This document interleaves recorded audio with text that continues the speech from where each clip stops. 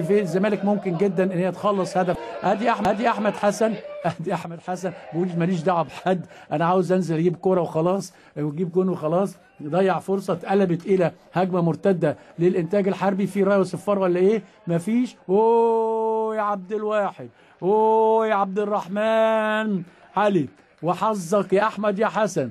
وادي كره فيهاش اوفسايد، وادي على طول عبد الواحد السيد ينقذ فرصة هدف من انفراد لعبد الرحمن علي، وفرصة يعني كانت هتضيع من أحمد حسن اللي كان هيتسبب. اتقطعت الكرة، ردت هنا فرصة هدف، إنما حظه كويس. خلاص كده هو بنلعب في الدقيقة الثالثة من الوقت بدل ضاع لمدته 4 دقايق.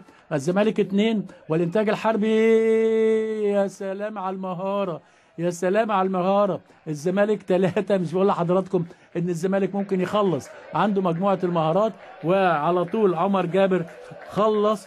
عمر جابر في الوقت بدل ضائع، في الدقيقة الثالثة من الوقت بدل ضائع، يحط عمر الهدف الثالث لنادي الزمالك. بقول